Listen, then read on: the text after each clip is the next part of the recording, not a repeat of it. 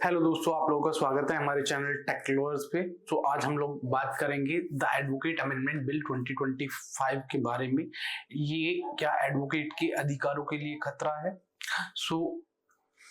The advocate amendment bill 2025 के provision के बारे में जो एडवोकेट के फंडामेंटल राइट और प्रोफेशन पर नेगेटिव इम्पैक्ट डाल सकता है, तो हम इन पर आज डिटेल में चर्चा करेंगे।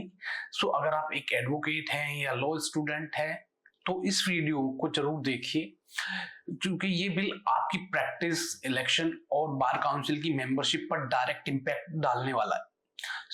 चलिए सबसे पहले शुरू करते हैं और देखते हैं जो इशू नंबर 1 है वो क्या है हम लोगों का। गवर्नमेंट का ज्यादा कंट्रोल। अब सबसे पहले जो कंसर्न है वो गवर्नमेंट का कंट्रोल बार काउंसिल पर बढ़ा दिया जा रहा है। Section 4 bar council of India BCI में सरकारी नॉमिनेशन पहले सिर्फ एडवोकेट इलेक्ट होते थे और बार काउंसिल के मेंबर के लिए, लेकिन नए अमेंडमेंट के मुताबिक सेंट्रल गवर्नमेंट के 3 मेंबर्स नॉमिनेट करने का अधिकार मिल जाएगा। सरकारी नॉमिनेशन से एडवोकेट की जो ऑटोनॉमी है वो खत्म हो सकती है, और एडवोकेट की ऑटोनॉमी को खत्म करने के लिए गवर्नमेंट की इंटरवेंशन बढ़ सकती है। तो जो इसकी कमी है कि बीसीआई जो लैकुना है कि एडवोकेट की जो ऑटोनॉमी है वो खत्म हो जाएगी और गवर्नमेंट की इंटरवेंशन बढ़ जाएगी। बीसीआई डिसीजन पर पॉलिटिकल प्रेशर बढ़ सकता है। That is issue number 1 which is like given under section 4. Now issue 2 verification और सर्विलांस। जो एडवोकेट की डॉक्यूमेंट, प्रैक्टिसिंग और पर्सनल डिटेल्स के बारे में वेरिफिकेशन मैंडेटरी कर दिया गया है। अब इसमें जो सेक्शन 2O है और section 19A periodic verification, state bar council हर 5 साल में एडवोकेट के educational document, place of practice और क्रेडेंशियल्स वेरीफाई करेंगे। अब इससे क्या होगा, इसमें कमी क्या है? ये वेरिफिकेशन अननेसेसरी हैरेसमेंट और करप्शन को एक नया टूल बन जाएगा। इनके थ्रू करप्शन होगा, इसकी मिसयूज होने के स्पेसिफिक एडवोकेट को टारगेट किया जा सकता है कि किसी भी एडवोकेट को अगर टारगेट करना है तो आप उसके वेरिफिकेशन में कुछ अड़चन डाल दो। This is the problem. Okay, and issue number 3 entry और प्रैक्टिस पे रिस्ट्रिक्शंस। अब AIBE ऑल इंडिया बार एग्जामिनेशन के अलावा नए AIB ऑल इंडिया बार एग्जामिनेशन के अलावा नए एग्जाम या टेस्ट भी मैंडेटरी किए जा सकते हैं। Section 2EE continuation of practice भी एग्जाम बेस्ड हो सकती है। सिर्फ बार एग्जाम पास करना काफी नहीं है। अब BCI फ्यूचर में नए एग्जाम प्रिस्क्राइब कर सकता है जो प्रैक्टिस कंटिन्यू करने के लिए जरूरी होंगे। अगर BCI किसी एडवोकेट को एग्जाम कंडक्ट करने के बाद लाइसेंस कैंसिल कर दे तो एडवोकेट के करियर खत्म हो सकता है। ये सीनियर एडवोकेट के लिए भी अनफेयर हो सकता है जो सालों से प्रैक्टिस कर रहे हैं। That is the problem. Now issue number 4 strict disciplinary action और ट्रायल पेंडिंग एडवोकेट का disqualification. This is also a concern कि अगर किसी एडवोकेट पर कोई ट्रायल पेंडिंग है या 3 साल से ज्यादा का सजा है तो उसका एनरोलमेंट या इलेक्शन कंटेस्ट करने नहीं दिया जाएगा। Section 24A and 24B criminal case pending advocate disqualification. अगर किसी एडवोकेट पर ट्रायल पेंडिंग है तो उसका एनरोलमेंट कैंसिल हो सकता है या इलेक्शन कंटेस्ट नहीं कर सकता।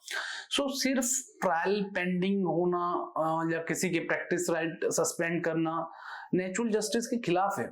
That's my point of view. And इसके मिसयूज होके किसी एडवोकेट पर फेक FIR रजिस्टर करके उसको इलेक्शन से रोका जा सकता है। This is the main problem. Now issue number 5 advocate की स्ट्राइक पर बैन। अब कोई भी बार एसोसिएशन स्ट्राइक या कोर्ट बाय कोर्ट नहीं कर सकते। Section 35A is strike prohibited. कोई भी एडवोकेट या बार एसोसिएशन कोर्ट वर्क का बायकॉट नहीं कर सकती हैं, वरना डिसिप्लिनरी एक्शन होगा। अगर जज, डॉक्टर और ट्रेड यूनियन के स्ट्राइक का अधिकार है तो एडवोकेट को क्यों नहीं? This is the first question which comes in mind.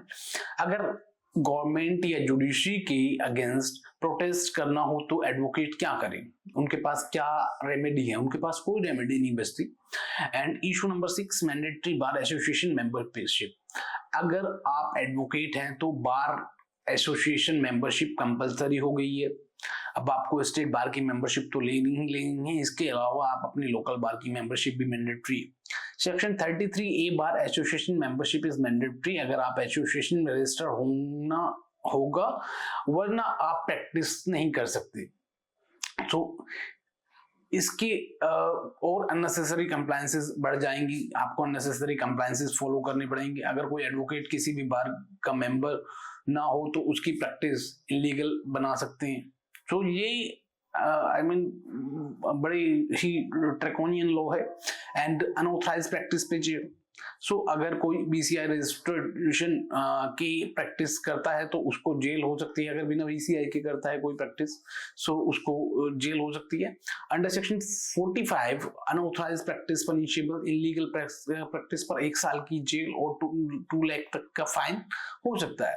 सो इसमें corporate lawyer, in house lawyer, council और लीगल एडवाइजरी की पोजीशन अनक्लियर है। अभी ये हमें क्लियरिटी नहीं आई है कि ये ओनली लिटिगेंट लॉयर के ऊपर अप्लाई होगा या फिर इन हाउस काउंसिल के ऊपर भी एप्लीकेबल होगा।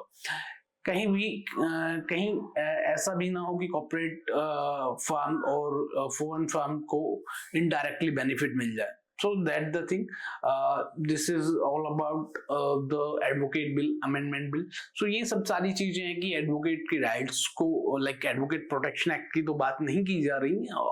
All together they bring this bill and इस बिल में ये एडवोकेट को कंट्रोल करने की कोशिश कर रहे हैं कि उनको कंट्रोल कर लिया जाए, उनका जो right to like I mean advocate can not protest, they can not boycott the work, अगर वो करते हैं तो उनके खिलाफ डिसिप्लिनरी एक्शन होंगे और अननेसेसरी चीजें इसमें आ रही हैं। सो अल्टीमेटली क्या है कि government is try to control the autonomy of the advocates.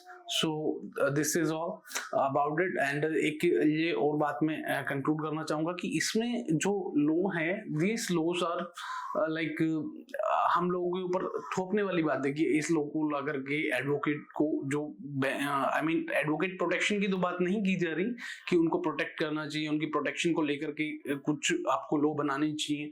Advocates are the like they are protecting the society and serving the society. This is a noble profession. Although you are tried to like उनको आप suppress their rights and they are you are tried to control the advocates कि वो कुछ भी ना करे, वो strike नहीं कर सकते। अगर उनके साथ कुछ गलत होता है, दे can not come forward for, लोगों को क्या न्याय दिलाएंगे जिनके खुद के लिए न्याय के लिए कोई सुनने के लिए कोई तैयार नहीं है। सो दिस इज लाइक ये सब सारी चीजें हैं। सो आपको ये वीडियो कैसी लगी? अगर आपको वीडियो अच्छी लगी तो please like, comment, share and subscribe the channel. Thank you for watching.